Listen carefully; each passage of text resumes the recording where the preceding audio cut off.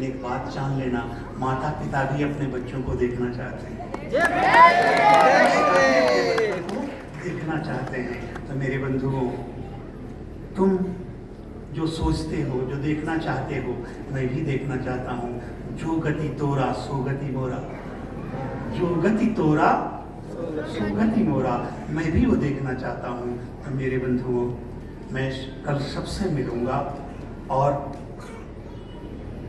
पारणा के उपलक्ष्य में आप सब लोग पधारिएगा। इस समाधि के जो समय थे, इसमें जो भी शक्तियाँ मुझे मिली है, जो भी मुझे पुण्य अर्जन हुए हैं, मैं ये सब आपको देता हूँ।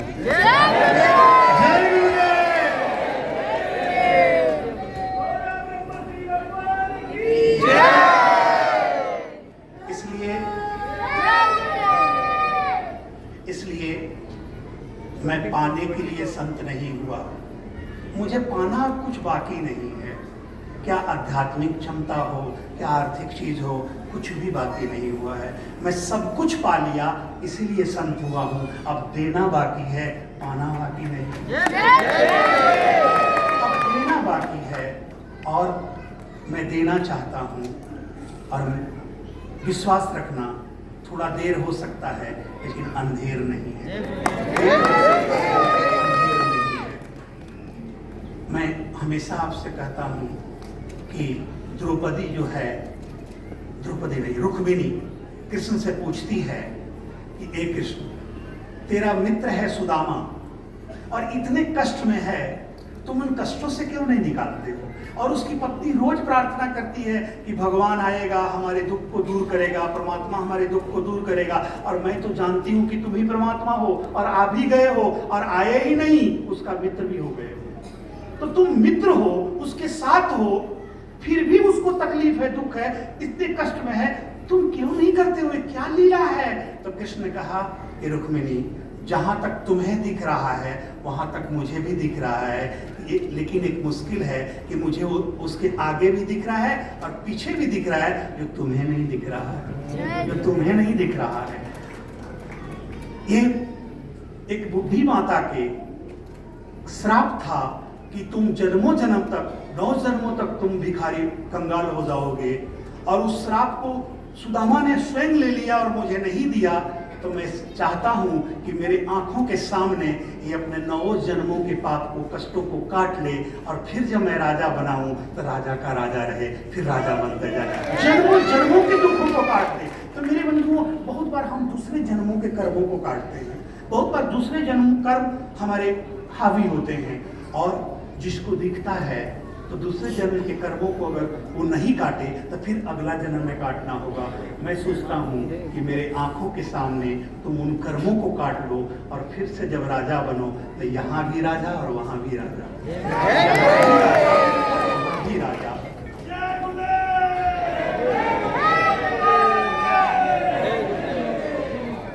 कल मैं एक मंत्र भी दूंगा, जो इस महासाधना में जो मुझे मंत्र मिला है, उस मंत्र को भी दूंगा। आप सब लोग नोट करना उसे, और उसकी जाप करना। बहुत बड़ी सिद्धि का मंत्र है, आपको खुद भी सिद्धि होना शुरू हो जाएगा उससे, उसकी जाप करना। बहुत बहुत साधुवाद आप सबको कि आप मुझे इतना प्रेम करते हैं, इतना स्नेह देते हैं कि अगर थोड़े दिन के लिए भी मैं साधना में बैठूं तो आप सब परेशान होते हैं। मेरे बंधुओं, एक चीज जानना कि तुम जितने मुझे प्रेम देते हो, मैं भी उससे कहीं और ज्यादा तुम्हें देता हूं। जय गुरुदेव। तुम जितने चाहते हो, मैं उससे बढ़कर और ज्यादा तुम्हें चाहता हूं। अंतर इतना है कि तुम मेरे सामने अपने आंसुओं को निकाल लेते हो, और मैं वो भी नहीं निकाल पाता हूँ, कारण कि अगर मैं खुद आंसुओं को निकाला तो तुम कमजोर पड़ जाओ, तुम कमजोर पड़ जाओगे। तो मेरे बंधुओं, मैं अपने बच्चों को कमजोर नहीं, इतना मजबूत बनाना चाहता हूँ कि जन्मों जन्म के कार्यों को पूरा करे, और अगला जन्म भी इतना सुंदर हो कि औरों के लिए आदर्श बने, और भी ऐसे होना चाहिए। अपने जीवन को सुंदर बनाना, अपने जीवन को का एक पल भी तुम व्यर्थ में मत गंवाना, एक पल भी व्यर्थ मत गंवाना, कारण कि तुम्हें जो जीवन मिली है यह बहुत बहुत बड़े कर्मों के बाद, जन्म जन्म के कर्मों के बाद मानव जीवन मिला है।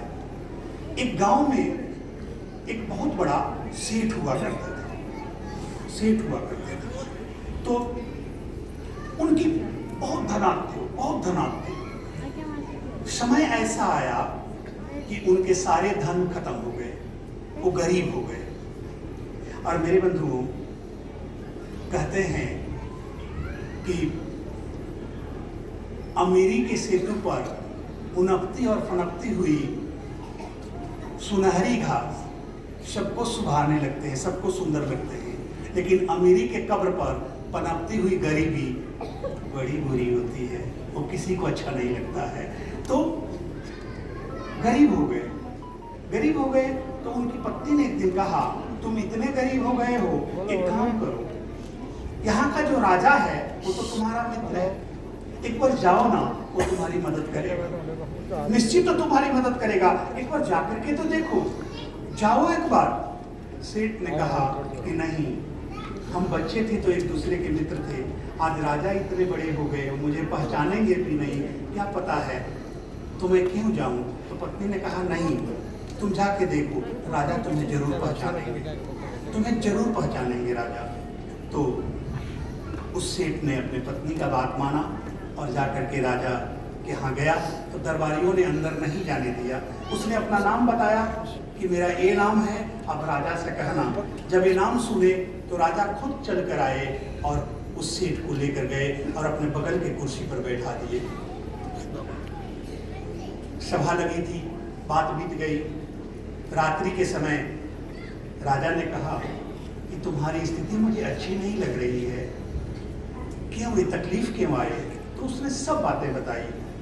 तो राजा ने कहा एक काम कर, कल तुम मेरे भंडार में चले जाना, 2 घंटे के लिए मैं तेरे भंडार को खोलूंगा, उस भंडार को, और उसमें हीरे जवाहरात रत्न पड़े हैं, जितना चाहो उतने रत्न निकाल लेना, लेकिन 2 घंटे के अंदर ही चले जाना वहां से, नहीं तो फिर दरवाजा बंद हो जाएगा और तुम्हें कुछ भी नहीं मिलेगा, खाली हाथ लौटना पड़ेगा, कुछ भी नहीं मिलेगा। तो सेठ ने कहा अच्छी बात है। सेठ झोला लेकर के गया और वहां राजा का दरबार खुला, खजाना खुला, वहां सारे रत्न पड़े थे। सेठ गया और कहा कि इसको निकालता हूँ, लेकिन क्या 10 मिनट लेंगे, निकाल लूंगा, अभी 2 घंटे पड़े हैं। तब तक उसको बचपना का खिलौना दिखा वहां, तो खिलौना दिखा तो खेलने लगा। खेलते खेलते ऐसे विस्मृत हुआ कि 2 घंटे बीत गए, 2 घंटे पूरे हो गए, लेकिन वो खेलना खत्म नहीं हुआ। उसके बाद वो दौड़े दौड़ाया और रत्न को उठाने लगा। तो दरबारियों ने कहा दरवाजा बंद हो चुका है, अब आप नहीं उठा सकते हैं, आपका समय बीत गया है, 2 घंटा पूरा हो गया। बड़ा उदास हुआ, लौटा राजा के पास। राजा उसके चेहरे देख के समझ गए कि ये उदास है, इसको कुछ मिला नहीं है। तो राजा ने कहा कल एक काम करो, मेरे दरबार में आना, मैं सोने का खजाना खोल दूंगा और 2 घंटे में जितना सोना तुम लेकर जाना चाहते हो तुम लेकर चले जाना।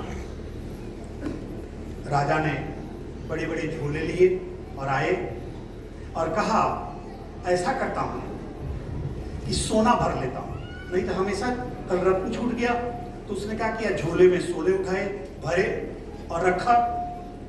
कहा कि तो 10 मिनट में पूरे हो गए, अब तो बचा, अभी तो बचा समय 1 घंटा 50 मिनट है, 1 घंटा 50 मिनट है, अब तो इसमें तो बहुत काम है। तो उसने देखा कि एक घोड़ा था जो बचपना में उस घोड़े पर चढ़ा करता था राजा के साथ। तो उसने कहा कि एक बार मैं घोड़े को दौड़ा लेता हूं। तो उसके मन में आया और स्वर्ण वहीं रखा और घोड़े पर चढ़ गया और दौड़ाने लगा।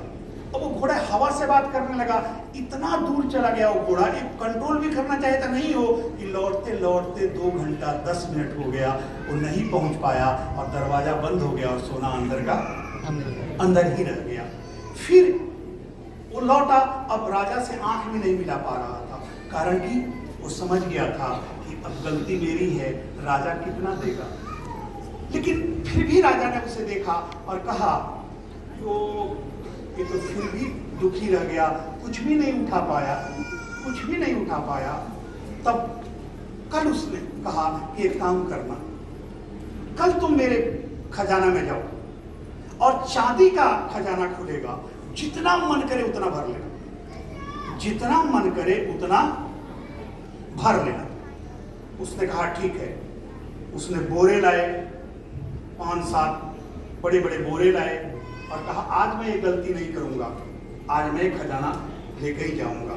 और चांदी के बोरे बोरे में पूरा चांदी को भरा, आधे घंटे में भर लिया।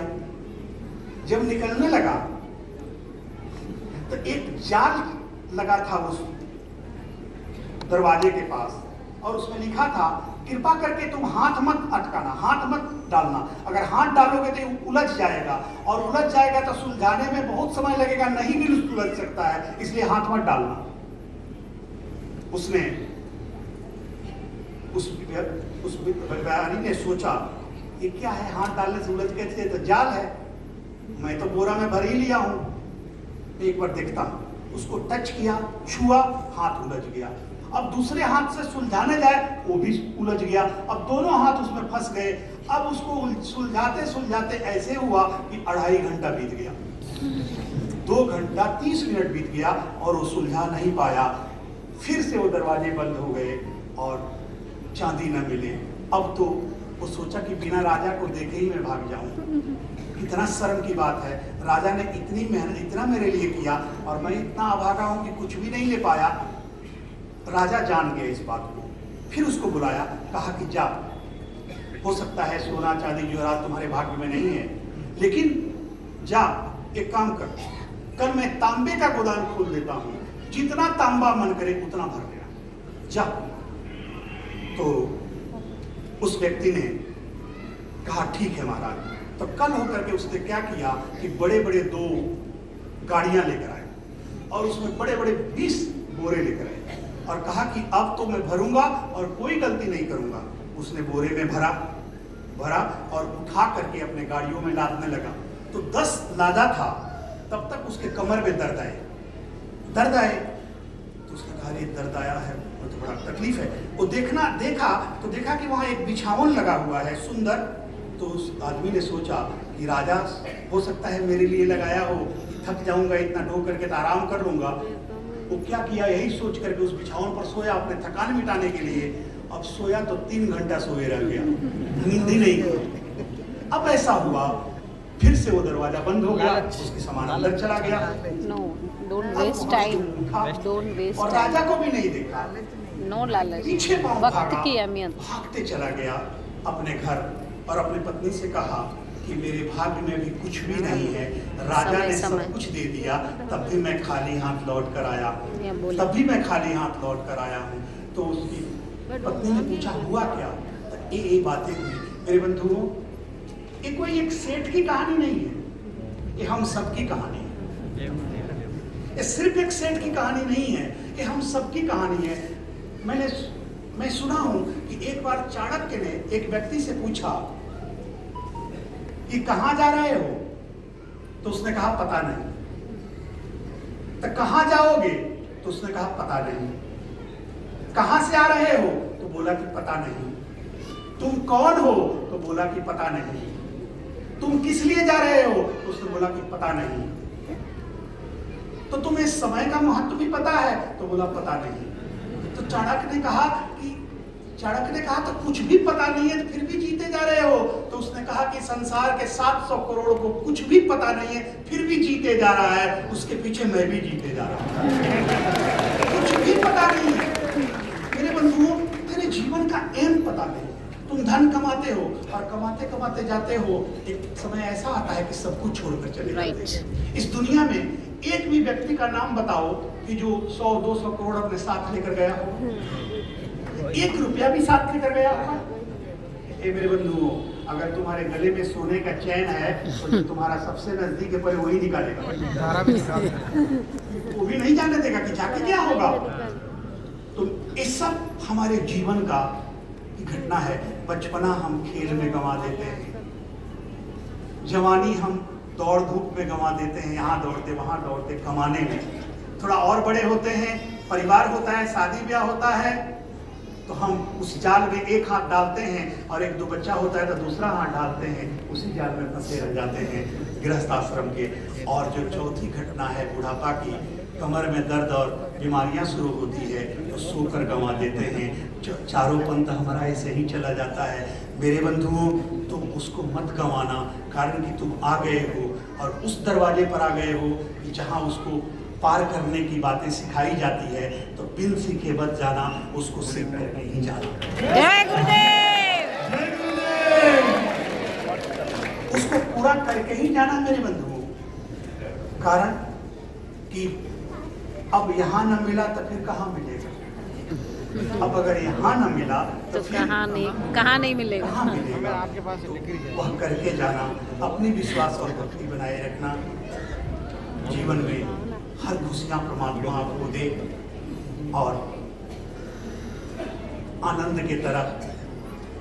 हमारे महावीर के शिष्य आनंद, उन्होंने अपने जीवन में जो कुछ पाया महावीर के कारण पाया। मेरे बंधुओं, फिर भी उनकी यात्रा चलती रही, तो आप भी अपने जीवन में अपने गुरु के साथ आगे बढ़ना, और इतना आगे बढ़ना कि गुरु से भी आगे बढ़ जाना। अगर बेटा बाप से बड़ा हो जाए तो बाप को बड़ा ही खुशी होती है, सफल इसका सीधा होता है कि वाह मेरा बेटा मुझसे भी बड़ा हो गया। तो मेरे बंधुओं, जिस दिन तुम अपने जीवन में मुझसे ऊपर निकलोगे, मुझे भी वो गर्व होगा कि वाह मेरा भी बच्चा मुझसे बड़ा हो गया। आप जरूर निकालिए। जय गुरुदेव। रही बात छोटी मोटी समस्याओं की, वो भी दूर होगी, वो भी ठीक होगी। अब मैं आ गया हूँ, डरना किस बात है।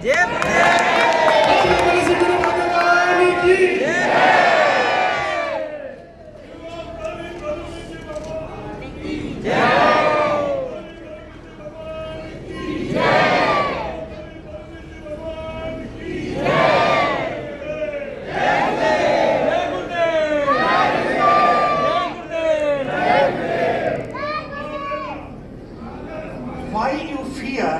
God is here. क्यों डरते हो? परमात्मा तुम्हारे साथ है, तुम्हारे सामने है। डर मत, यह जीवन पूरा हो जाएगा। जीवन में न कुछ लेकर आए थे तो न कुछ लेकर जाओगे। इस जीवन जीने के लिए सब कुछ चाहिए और वो मिलता जाएगा, मत घबराना। कारण कि चींटियों को भी तो खाना मिल जाता है, परमात्मा उसको भी भूखे नहीं सोने देता है, उसको भी तो मिल जाता है। और तुम्हारी समस्याएं तुम्हें और मजबूत बनाने के लिए आई है, वो और मजबूत बनाएगी तुम्हें और अच्छी करेगी। मैं फिर से अपने हृदय से आप सबको मंगल कामना देता हूँ कि मेरी सारी पुण्य जो मैंने अर्जन किया है वो सब आपको मिले, आपको मिले। आपकी समस्याएं दूर हो, आप अच्छे रहें, आगे बढ़ें और जीवन में सब कुछ सफल करते हुए इस संसार से मुक्त हों कि लोग यह भी कहे किस गुरु के शिष्य है कि आज अपने जीवन को सार्थक करते हुए मुक्त हो गया है। जय गुरुदेव। मेरे बच्चों, कहीं भी कोई निगेटिव, कहीं भी कोई विरोध, कहीं भी कोई बुरी चीजें मत करना। कारण कि अगर कहीं भी कोई छोटे किए तो तुम छोटे बनते जाओगे, छोटे होते जाओगे। फिर भगवान कोचवान नजर आएगा, कोचवान भगवान नजर नहीं आ सकता। नहीं तो कोचवान में भी भगवान है। तो मेरे बंधुओं, अपने जीवन को सुंदर करो। आगे का बाहर का पूजा भी बाकी है, आरती भी बाकी है, सब आरती करें। और आज जागृति का दिवस है। महाशिवरात्रि में कहते हैं कि आदमी को सोना नहीं चाहिए, जगना चाहिए, जागृत रहना चाहिए। जगने का ये अर्थ नहीं कि सिर्फ आंख खोल के जगे रहो। जगने का अर्थ है कि जीवन में जागृति लाओ, कॉन्शियस लेवल लाओ, सुपर कॉन्शियस लेवल लाओ, डिवाइन कॉन्शियस लेवल लाओ। ऐसी जागृति में रहो कि शिव जो जागृति को बांटते हैं, जो शिव का ध्यान है, शिव की जो जागृति है वो तुम्हें प्राप्त हो। दक्षिण भारत में एक बड़ा सुंदर नियम था। पहले क्या होता था कि महाशिवरात्रि के दिन लोग दूसरे के घर पर पत्थर चलाते थे, मट्टी के ढेले चलाते थे, इसलिए कि वो जाग जाए, उसको डिस्टर्ब वो जाग जाए, सोने देना नहीं चाहते थे। तो आज जागृति का दिवस है। पूरा जग करके तुम शिव अभिषेक करना, महाशिवरात्रि मनाना और शिव के बारात में आए। अब क्या करें? शिव के बारात में आए। और मेरे बंधुओं, एक चीज देख लेना, अगर यहाँ के मुख्यमंत्री के बेटे का शादी हो या कोई फंक्शन हो और तुमको मुख्यमंत्री इनविटेशन देके बुलाए हैं, एक बात बताओ, किसी भी कांस्टेबल को और किसी भी तुम्हारे जो वाले हैं, जो पुलिस वाले हैं, जो ट्रैफिक पुलिस है, उनको मजाल है कि तेरा फाइन कर दे या तेरी गाड़ी को हटा दे? अरे तुम मुख्यमंत्री के यहाँ जा रहे हो, प्रधानमंत्री तुम्हें बुलाए, किसी फंक्शन में गए हो तो उनके प्यून का मजाल है कि तुम्हें रोक दे? नहीं। तो मेरे बंधुओं, जब तुम मुख्यमंत्री के कार्य में जाते हो, उनके किसी कार्य में सम्मिलित होते हो, तुम उनके अतिथि होते हो और जाते हो, तो तुम्हारी इतनी सम्मान होती है। आज तो संसार के मुख्य, संसार के देव नहीं, महादेव जयंती है और उसमें तुम आए हो, तो तुम कितने बड़े हो गए हो। आज महादेव जयंती है, महाशिवरात्रि है, जो देवों को देव, देवता ही नहीं, देवों के देव, महादेव, जो सारे संसार को देता है, जो सारे सृष्टि को देता है, तुम्हारे हर बुराइयों को मिटाता है, खत्म करता है, संहार करता है, उस महादेव के बारात में आए हो। और शिव के बारात में सब लोग होते हैं, सब लोग होते हैं। सांप भी होगा, बिच्छू भी होगा, नेवला भी होगा, शेर भी होगा, बकरी भी होगा, राक्षस भी होगा, देवता भी होगा, मनुष्य भी होगा, हर तरह के लोग आएंगे। शिव की बारात है, ये निश्चित ही आएंगे। तुम घबराना मत, शिव की बारात है, सब आएंगे और अपने अपने कार्यों को करके फिर चले जाएंगे। कारण कि बारात तो शिव की है, बारात तो शिव की है। आज इस शिव के बारात में आए हो, पूजन करना, अभिषेक करना और अपने कार्यों को पूरी सफल करके जाना। जो भी तुम्हारी कठिनाई है, जो भी दुख है, निश्चित ही शिव आज दूर पूरा करेंगे। कारण कि किसी के विवाह के सालगिरह में जाते हो, आप कोई गिफ्ट देते हो तो भी आपको रिटर्निंग गिफ्ट देता है, एक बात बताओ, एक आदमी रिटर्निंग गिफ्ट दे सकता है, तो क्या भगवान ऐसे जाने देगा? नहीं। भगवान तुमको खाली हाथ जाने देगा? वह भी देगा। बस एक ही अंतर है कि कागज के गिफ्ट तुम्हें रुपये के गिफ्ट दिख जाता है और उसका गिफ्ट देखने में थोड़ा देर लगता है, लेकिन वो तो नाश्वर है और परमात्मा का गिफ्ट शाश्वत है। तो ऐसा आज गिफ्ट देकर जाना, ऐसी पूजा करके जाना कि परमात्मा जन जन को तेरे, तुमको, आप सबको रिटर्निंग गिफ्ट दे। एक बार बोलो, हर हर महादेव, हर हर महादेव, हर महादेव, हर महादेव, हर महादेव, हर महादेव, हर महादेव, हर महादेव,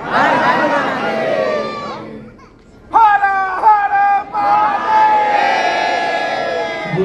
आज तो प्रथम दिवस का जो प्रथम प्रहर की जो आरती हुई, तो वो तो आरती हो चुकी भगवान। हम तो शिव और